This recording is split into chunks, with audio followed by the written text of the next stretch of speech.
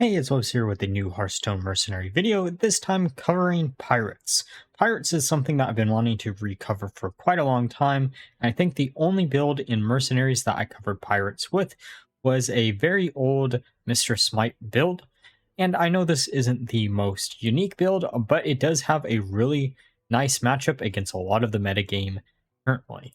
Especially with the change that I actually made to the build, which is to include patches instead of Eudora, just so you have a little bit more diversity in the type of damage that you're actually bringing into this build, and not relying on probably the weakest out of the three overarching archetypes of mercenaries being fighters right now. The fact that you can actually use patches as a way to either snipe a Localar or a Yasharaj out of existence in one turn is really nice, especially because you can get 2 additional strikes on Trigore using patches as your Maestra trigger at the start of the game. For the Mercenary by Mercenary Breakdown, we are using Patches the Pirate with Arms Locker as his equipment, and you're mainly using him in here for I Matey and I Captain. Through the guns can actually come up if you do somehow manage to get a golden monkey on board, but most of the time it doesn't. Trigore is our next mercenary on the team. We are using Razor Claw as his equipment and using Backlash basically every single turn. Elise, we are using Oasis Canteen as her equipment, and we're mainly switching between Guiding Path and Quest of the Golden Monkey, though there are some times where you're going to want to use Star Seekers just so you can actually trigger Trigore for additional hit. Sneed is the next mercenary on the team. For Sneed, we are using extra blades as his equipment, and that allows us to have Saw 5 active on the first turn that he actually is out on the board, and thus allowing you to AoE using Buzz as his ability. Edwin is the 5th mercenary on the team. We are using Black Flag just so we can actually speed up the other 2 mercenaries that are pirates within this team, and mainly using him for Assassin's Blade and Assistant Strike. And finally, we have Maestra, who usually is dragged out right after Patches attacks the first time around, and we are using Mask of Mimicry as her equipment, and swapping mainly between Shifting Strike and Dirty Tricks. With that all being said, let's look at some games. Okay, so it looks like they're mainly casters, which makes me think it's going to be Old Gods, which is perfectly fine. Let's see where they actually put everything down. We're going to let the game auto put down our mercenaries here. So they are Old Gods. They're using that equipment for Azoth, which is kind of interesting. We're going to focus down Yasharaj. We won't be able to kill it just because of where they placed the Yasharaj, but if we queued up against the same person, we could swap the order of Patches and Elise in the following up game. We still should be able to do pretty good here too.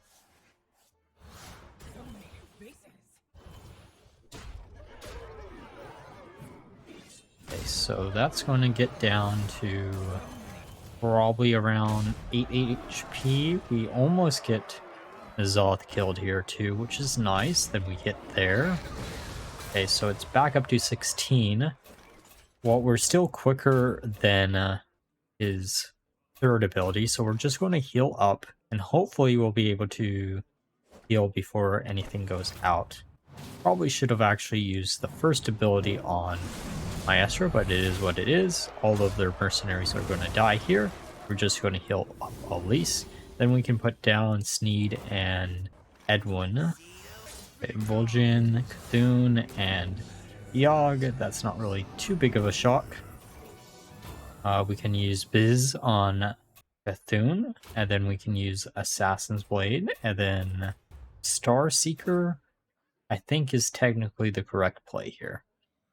Sure, we can't trigger the combo, but I think just getting rid of Yogg as quickly as possible to minimize the amount of damage we're going to take each individual turn is probably a good idea. Actually, probably should have went for Vol'jin instead. They do kill the Sneed, which is a little bit annoying, but it is what it is. And then we'll put down Patches. Then we'll probably use I Captain, and then use... what else do we want to use here? Assisted Strike is probably the best bet, and then healing everything up. We're going to be slower just because I didn't kill the Vol'jin, but it is what it is. They, in theory, could actually just snipe patches out of existence. Or they'll go for Edwin. That actually works in our favor. This is just going to hit random targets.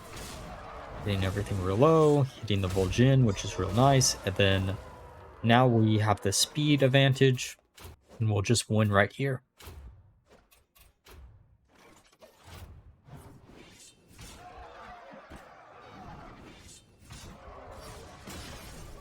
Okay, so it looks like they're going to be an even split. Doesn't really tell me what it could actually possibly be. We're just going to let the game auto put down our mercenaries. Okay, so it's going to be Frost. In theory, we can actually just nuke the entire board in the same turn. And Localar is in front of Patches, which is really good for us because that means we can instantly kill it with Maestra. I'm going to use Backlash, that speeds it up. Still fine. Know that is a little bit more risky, but we do kill the Localar just with Trigore, which is real nice. And then we're probably going to snipe the Varden here too. And then all we have left is to deal with the Jaina there. And everything's going to get AoE'd. We're probably going to heal up with Elise next turn, use Trigore's Backlash, and then use Maestra's second ability. And we did trigger the Ice Block on Jaina. Actually, let's use Maestra's first ability just because they're only at 15 HP. Okay, they're going to use Endurance Aura, which is just going to instantly nuke their Diablo out of existence, and we'll basically just win the game here. Okay, so it's mainly casters, which makes me think it's going to be Old Gods. I wonder where they're going to put Yasharaj this time. Ah, yes. Exactly where we want it.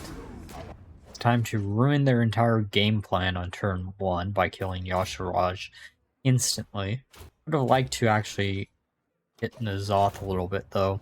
But it is what it is. They're going to use Strength of Yasharaj. We're just going to do our normal start. That hits a adjacent. It doesn't really matter. Maestra is going to hit both of our mercenaries, killing herself instantly. And then we bounce back for our Maestra, killing the Yasharaj. They're down 2, we're down 1. We're in a better position. Oh, actually, no, we're not even down 1. Okay, so they put down Yogg again, and then put down Vol'jin. I'm going to focus down N'Zoth since I think that's their last big damage target. They lean to gaze. We're going to nuke their minion. Kills one of our mercenaries, which is perfectly fine because it means we can double hit. Let's put down Edwin next. I think Maestra is probably dead this next turn, using Sneed for last. Second to last. Okay, let's focus down Vol'jin. Sudden Betrayal might be a mistake on Bethune if we do it how I want to do it. But we can actually just increase the attack on Vol'jin. In theory, that could also be a mistake depending on what they're going to use on the Yogg. But let's take the chance that they don't use his second ability and nuke us out of existence with the attack that we just gave it.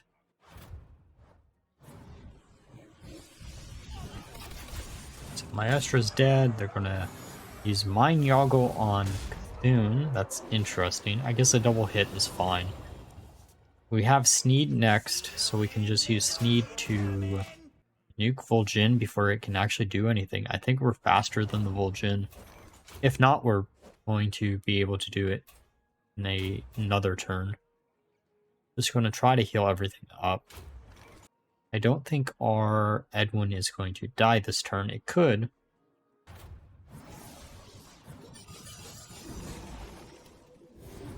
Everything here. That for immune damage. That makes it not die this turn. And then we can just repeat and win the game here. Okay, so even split. Let's see what they have in store for us. Oh, Naga Explorers. Okay. So this should be a fun little matchup. Reno is going to be hit for a lot. Then so is Elise. Elise should be dead this turn, actually.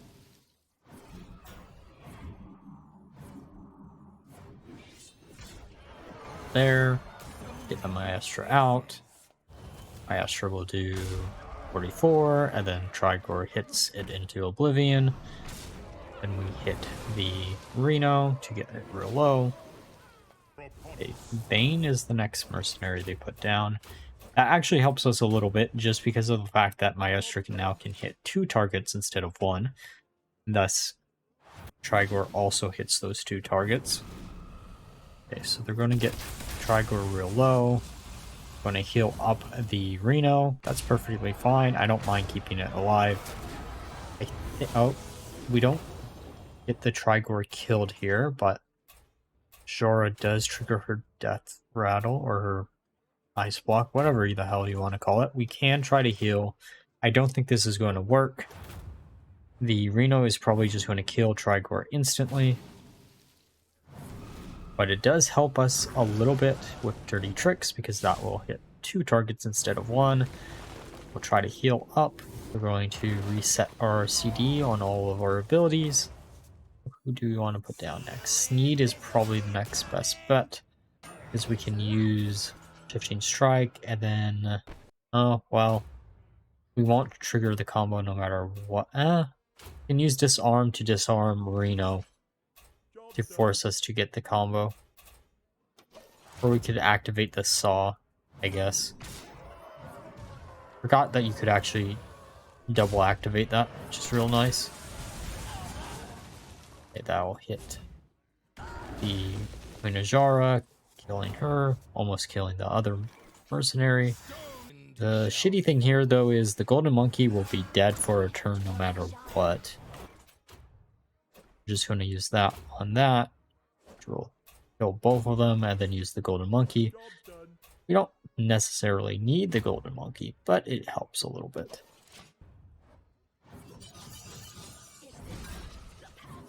Ooh, a little bit too late there. That kills that. Then build that up a little bit. I'm going to do 20 damage to everything. Then we just put down patches, summon a bunch of pirates, call it a day, and win the game.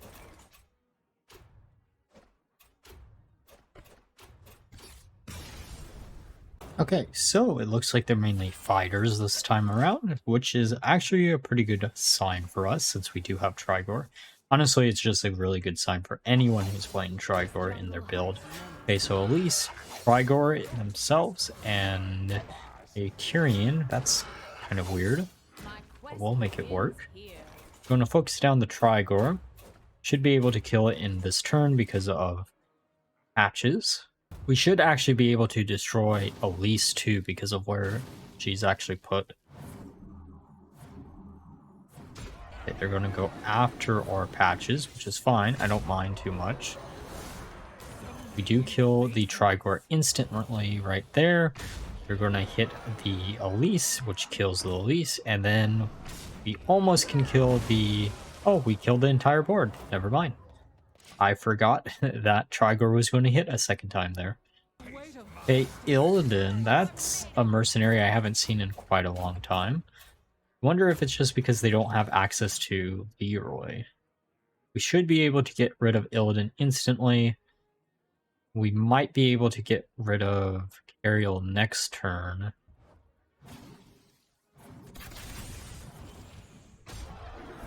Okay, there's Illidan. They're going to kill Trigore, healing up both of their mercenaries. Now, how do we want to do this? We could put down Sneed to try to minimize the amount of damage. Let's use the blast ability on Maestra and then use Roots, because that will prevent them from healing from nuking any of our mercenaries. Then I think next turn we should be able to just win the game afterwards.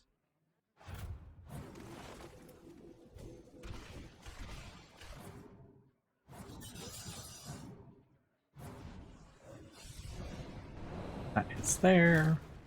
That will get a little bit bigger. Use Shifting Strike again. Use Disarm on Sky Admiral, and then use the Golden Monkey Step, I guess. His Maestra should kill Cariel, and then we get there, and then we just win.